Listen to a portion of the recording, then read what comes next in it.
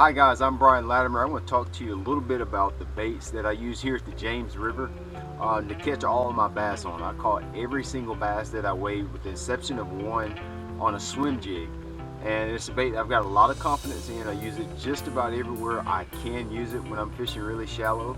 And I'll talk to you a little bit about the jig that I use, a couple subtle changes that I make to the bait, and why I think it's so effective in extremely shallow water. So here's the bait that I use. It's just a normal black and blue 3/8 Z-Man swim jig.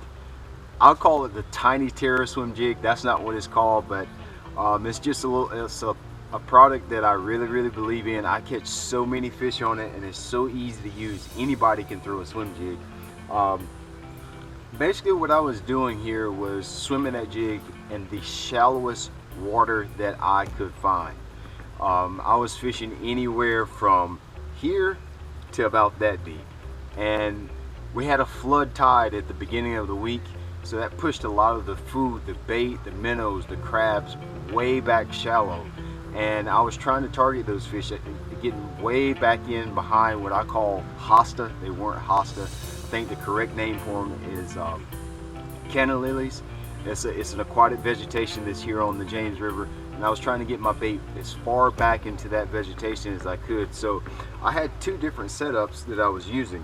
I was also fishing some edges, some hard edges, weed lines and so forth, and I used a different rod and reel for both selections. When I was trying to get my swim jig way back into those scattered reeds, those scattered canna lilies, when I wanted to get it deep into that structure, I was using a little bit heavier rod, a little bit heavier setup, and the rod and the reel I used was a Phantom, a favorite Phantom series. This is a 7.3 heavy action. I don't like a real giant rod when I'm swimming a jig. I think you need a little bit shorter rod just to help you work the bait, because throwing it back in there, and you know, I need a little bit shorter rod just so I can be a little bit more accurate. But this rod has a lot of backbone. It has a really nice big blank, and gave me a lot of power to muscle those fish out of those canna lilies. And then when I was fishing on the hard edges, just going down the bank, burning, covering a lot of water, I used a totally different setup.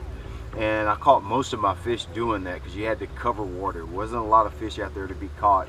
You had to really cover a lot of water. And I was using a 7-foot heavy action Defender from Favorite Rods. And on both reels, it was a 7:2-to-1 gear ratio reels. Pretty fast reels because I was working the bait fairly fast. And I was also using 50-pound test Seagar flipping braid. Worked phenomenal both days. I always use braided line when I'm swimming a jig because it's typically a heavy cover style of fishing, and I feel like I can just work the bait and get a better hook set penetration, especially in shallow water. When you're fishing in shallow water, you set the hook. A lot of times the fish doesn't have anywhere to go, so he's going to come straight at you or he's going to go straight away from you, so you got to catch up. You need to get a good hook set on the initial strike. So always use braided line, 7-foot heavy action Defender, a little shorter rod that can be a little bit more precise and be a little bit more accurate with the shorter rod. So those are the two setups, and I'll show you a little bit more about the details of my swim jig. So the details of my swim jig: black and blue, and this is a Bama Bug Turbo Cross. That's all it is. There's nothing fancy to it, but I do make two modifications that I really feel like make this bait work a lot better. You know, a swim jig can represent a couple different types of forage when you're out there.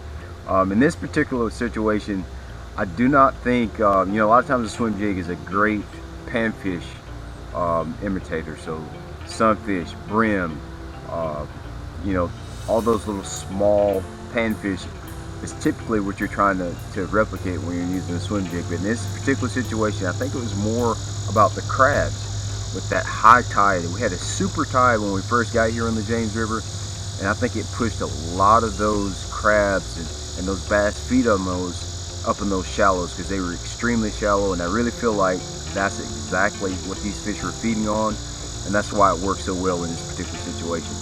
So on both of my swim jig setups, they were both totally identical. A black and blue 3/8 ounce Tiny Terror swim jig from Z-Man Fishing. There's nothing really fancy about it, but there are two modifications that I make that I really think make the bait a little bit more effective, and they're very simple, very simple. I'll show you. So I'll take my swim jig out of the pack, and the first thing that I like to do is I like to trim the skirt, and you'll understand why here in just a second. So I take my swim jig out of the pack, and first thing I do is shorten up that skirt. So I'll take my scissors and I'll cut it off right at the hook. And so that looks really small, and I'll show you why I do that. A lot of times when you're fishing a swim jig, you're fishing it pretty fast, and the fish can have a tendency to short strike it. So I like to shorten that up, that way they can make sure they get the bait. I use the turbo craws on this particular setup, and this is not exactly the color that I use. I use Bama Bug as the color that I prefer, just for this will work just for demonstration purposes. So I'll take my turbo craw. Turbo craw looks exactly like this, okay? And I like to trim it down. And the reason I like to trim my turbo craw down, I'll come down about 1/4 of an inch and just snap it off right at the top. And the reason I like to do that is elastic has a tendency to stretch even as you're retrieving the bait back to the boat. And so it can be a little long. So when you trim that, it really compacts the bait up.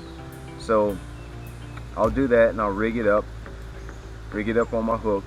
And here's the trick too when you're using any kind of Z-Man plastic on the keeper. You can see there's a small barb on the back of your swim jig here, and what you want to do is just grab that right behind that collar and really just pull it up and over that keeper. And you've got a short little compact jig, just really small compact jig. It's not aggressive. It's almost a power finesse tactic because that's such a small profile bait, but they cannot stand it. It's something, it sneaks up on them. A lot of times these fish are really shallow. I love to fish it 1 foot or less is when I like to fish a swim jig. 2 foot maximum. But you know, a fish is just sitting in the vegetation, in a tree, in a bush, or any kind of grass, and this comes sliding by, he can't stand it, he has to react, and he takes it. So real small profile, shorten up your plastics. That's going to make that bait swim a lot better and let those tails kick really good. You know, one other important thing why I think you really should use Z-Man elastic formula exclusively when swimming a jig. A lot of times you'll get short strikes with this bait, because I really feel like you sneak up on the bass a lot of times and you catch them off guard, and so they'll blow up on the bait, they'll roll on it, they'll chase it, and they may not get it sometimes.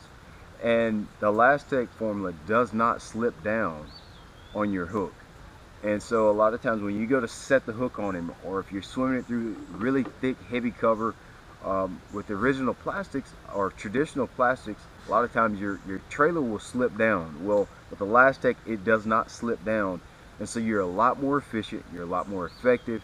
If I set the hook on one and miss it, my bait doesn't slip down, so I can get it right back in there and transfer that particular strike into a fish catch. And that's really important and key. I can be a lot more effective, and I can be a lot more efficient out there when I'm fishing my swim jig.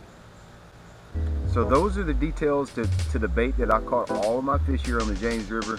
Check out the Z-Man plastics and the Z-Man swim jig. Give them a try, you'll catch a lot of fish.